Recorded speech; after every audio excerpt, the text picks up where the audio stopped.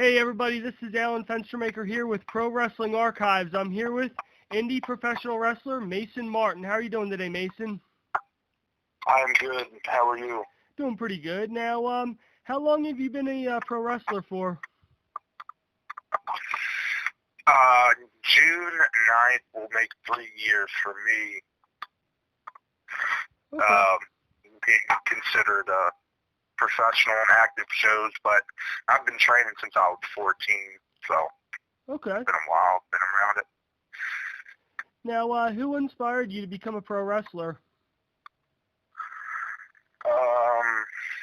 I remember watching guys like The Big Show and like these really bigger than life guys, like the Giants and like Vader and King Kong Bundy and these really big dudes just beating people down.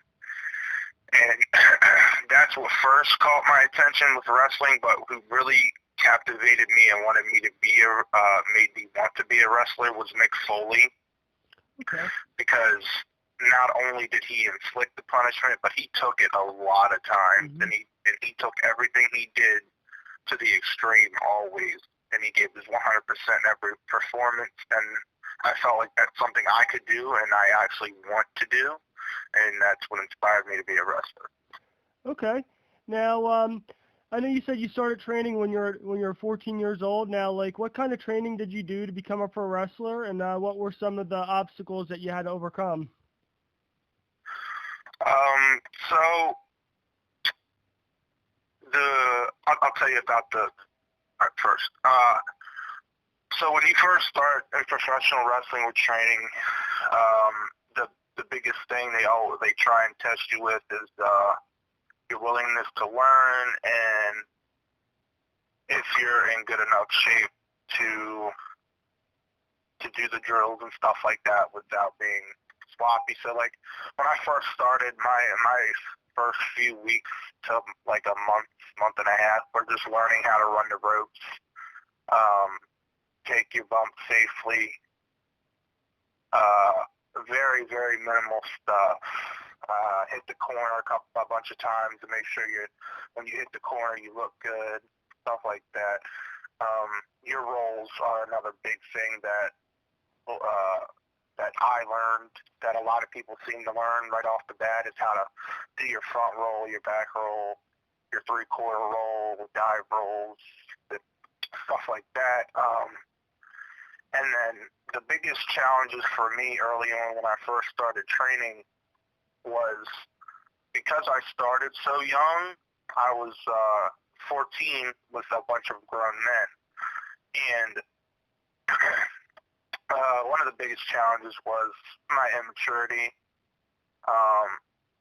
And I got a cap on that pretty quick.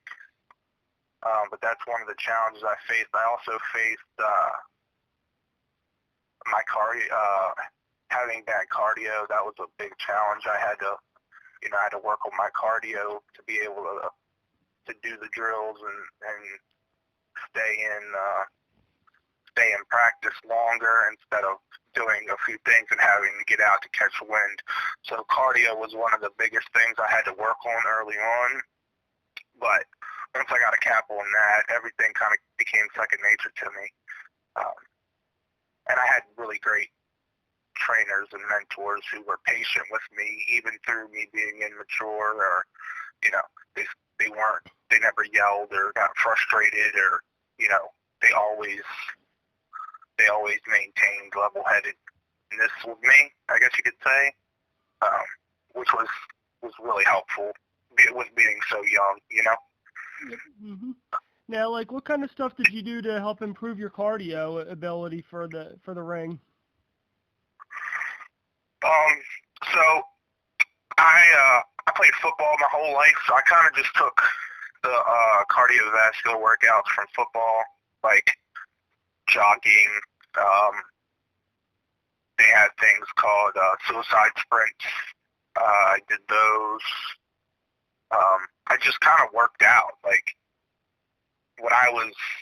that's when I first learned about lifting weights in the gym and everything, and that's when I started to put my time and effort into molding who I wanted to be within the ring was through working out.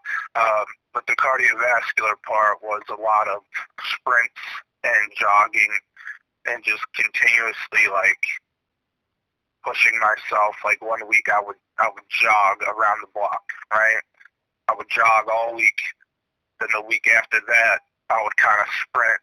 Then the week after that, I would fully sprint around the block, and stuff like that. Like it was small stuff, but it was very beneficial. Okay. Now, like, who were some of the trainers that trained you to become a pro wrestler? So early on, when I was being trained, when I was 14, was Nick Taylor, but he's more popularly known as Sickened of Riot City. Matt Wardwell is another one who was really big on me learning. His name is Matt Wild. That's his wrestling name. He was a part of Riot City, so they were tag partners at the time. So Matt was very present back then because they were tagging a lot, and you always hang out with your tag partner and stuff like that. So Matt was there and kind of took that role upon himself. He saw potential in me, and he wanted to be a part of the training process just as much as Nick was. But they both helped me a lot. And then as I progressed, and when I debuted at 17, that's when I worked around for about a half a year, and then Mr. Grimm, Chris Lewis, took me under his wing for a while, and he mentored me. So I've had a really good mentors and trainers and people who, they were very patient with me, and that says a lot about them, and I'm forever grateful for each of them in their own way. I think they all three of them gave me certain things that helped me succeed. I don't think one gave more than the other. I think they all three uniquely gave me something that helped me succeed in the way that I'm succeeding now. You know what I mean? Yes. Mm-hmm. Yep. So props to those three men. Okay. I care immensely about all three, and I don't really think I would be where I'm at now without any of them. I think all three of them were very vital in what I'm doing now. Excuse me. Okay. Now, any highlights of your career that you'd like to talk about? I have a couple. From the very beginning, when I first started out, I had the opportunity to wrestle Kevin Sullivan in a tag team match, and at that time, I was fresh out of training. I was only 17 at the time, but it was a very fun match, and I learned a lot from him. That was really a highlight that I'll never forget. That was a really fun night, and not many people get to say they wrestled Kevin Sullivan, let alone to say they were able to do it at such a young age, and I will forever hold that near and dear to my heart. Another one was making my debut for H20 Wrestling. Matt Tremont's company up in Williamstown, New Jersey. I always looked up to Tremont. He was like my main dude that I would watch on the independent scene growing up, and he was really another big influence on me.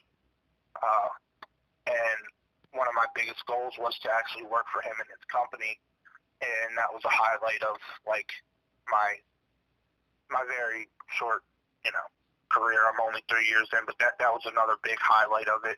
And then this past year, I made my Deathmatch tournament debut with H20, which was really, really a big deal to me. It was a big deal because, number one, it was my first tournament, but also it was a big deal because it was a tournament that Matt Tremont ran, and that was one of my biggest influences on wanting to do deathmatch wrestling. So those three things were really near and dear to my heart. Okay.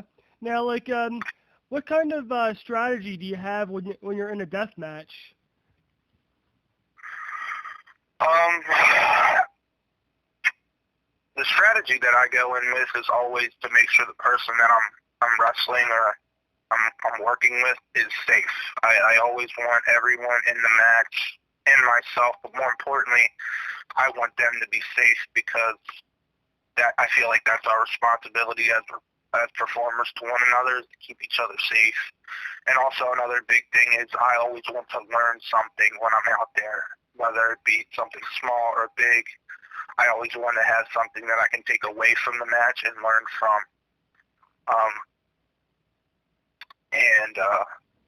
Really, that's like my two biggest things as far as strategy goes. I always want to make sure everyone's safe.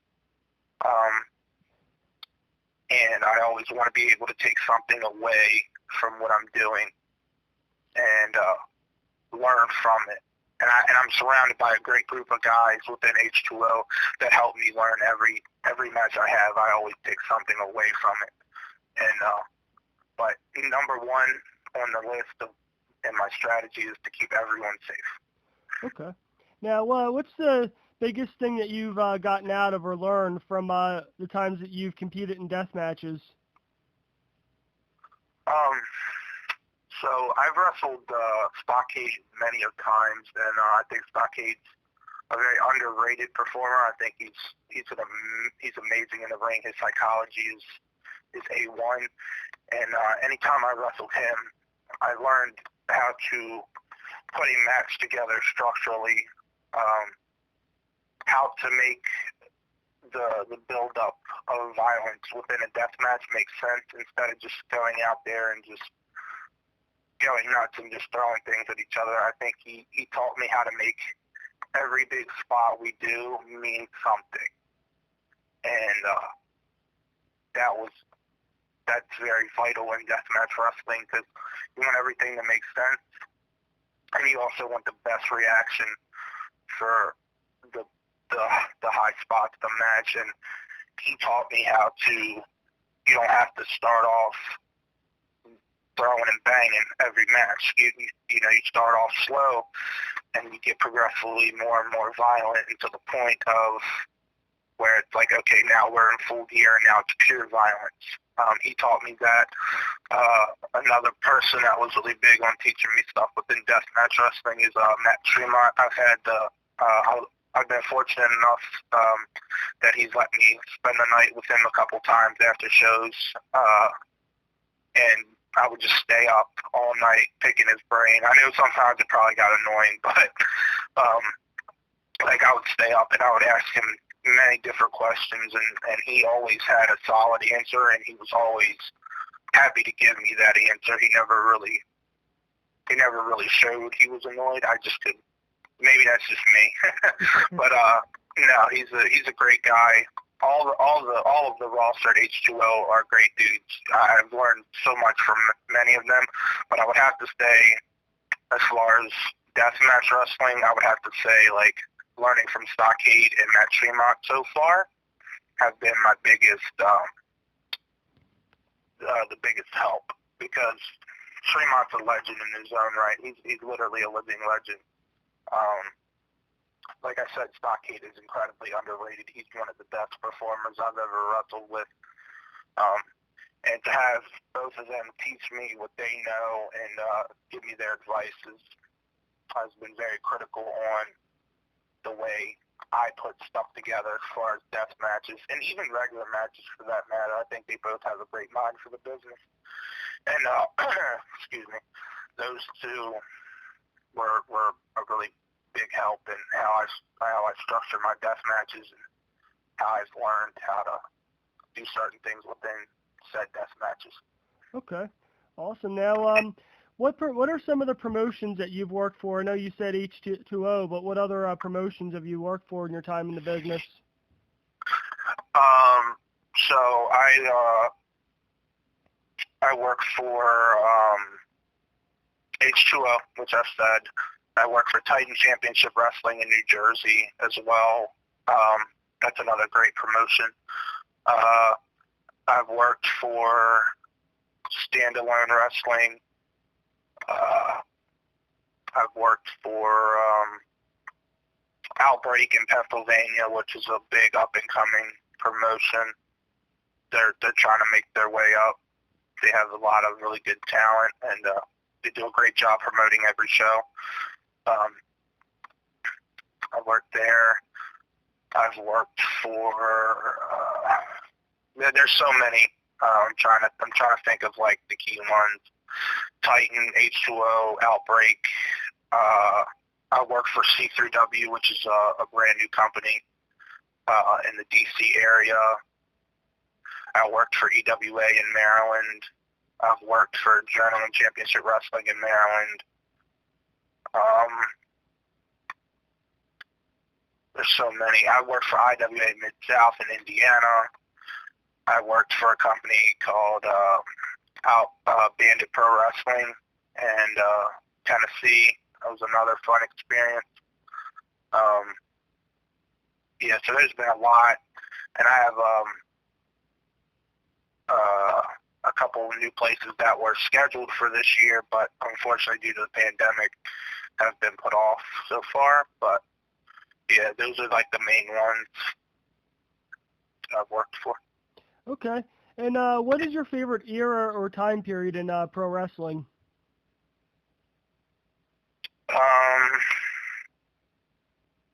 I'm fairly young, so this may sound odd.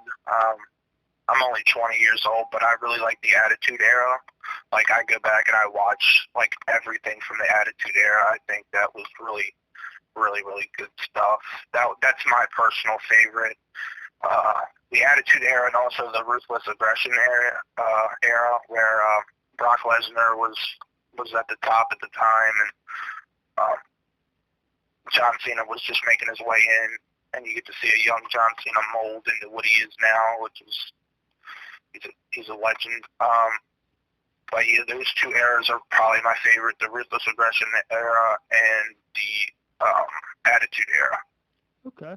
Now, out of the stuff that you saw in the Attitude Era and Ruthless Aggression Era with guys like John Cena that you talked about, like how do you incorporate that, or do you incorporate that into your style of professional wrestling to this day? So, in the Attitude Era, Mick Foley, Cactus Jack, Mankind, whatever you want to call him, he was very present in that era, and I think he always blurred the line between what some fans would call fake and what was real, and I always try to blur that line. So that's a big thing that I took away from the Attitude Era, is always try to blur that line. I think it makes every match more entertaining if you can do that, if you can successfully blur the line. And then the Ruthless Aggression Era had a lot of like monster heels. They had a lot of like really big dudes just going out there and like squashing the smaller talent and like just looking like pure monsters. Like A-Train was one of my favorites.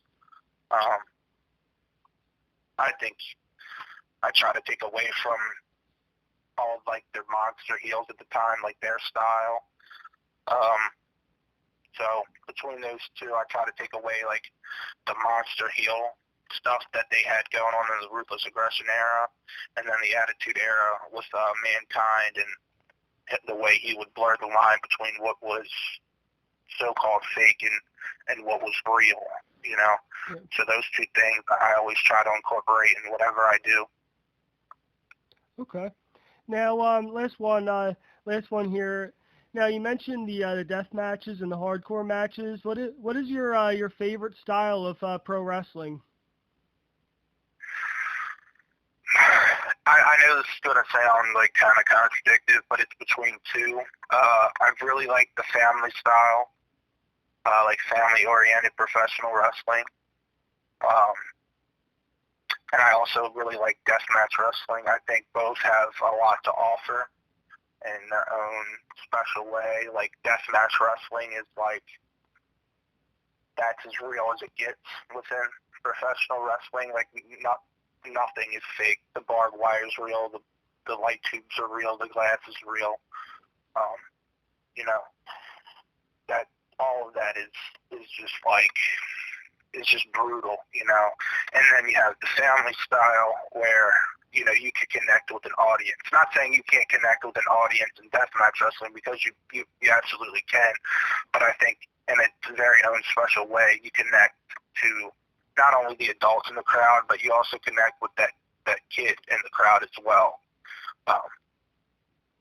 You know, you go from, whereas deathmatch is you're a gladiator, right? You know, you're a warrior and you're in there for bloodshed. Whereas in the family thing, you're a superhero, you're a super villain, and I think it's pretty cool that you can play any of those roles, give or take what show you're at. You know, I think it's cool. You can be a superhero one night, and then you can go and work the next night at a deathmatch show and be a gladiator, and you're out there for blood, and that's what the audience wants to see.